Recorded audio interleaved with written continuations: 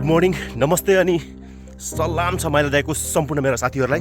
Guys, यो देश विदेश घुम्दै गर्दा ट्राभल गर्दै गर्दा आफ्नो बाटो नजिकै पर्ने ट्रेल गर्ने ठाउँहरू, हाइकिङ गर्ने ठाउँहरू, त्यहाँ भएका सौन्दर्य दृश्यहरू अवलोकन गर्ने ठाउँहरू जे जति पनि छन् सर्च गर्नुहोला र ती ठाउँहरूमा घुम्ने प्रयत्न गर्नुहोला।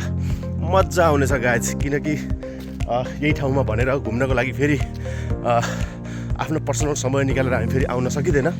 सो घुम्ने क्रममा बाटोमा पर्ने हरेक ट्रेलहरू, हरेक हाइक गर्ने ठाउँहरू त्यहाँ हेर्न अवलोकन गर्न मिल्ने कुराहरू, सबै कुराहरू चाहिँ खोजेर घुम्नु एकदम उपयुक्त हुन्छ, किनकि त्यो ठाउँको बारेमा जानकारी पनि मिल्छ अनि शरीरलाई पनि राम्रो हुन्छ, तपाईँलाई स्वास्थ्यले पनि साथ दिन्छ।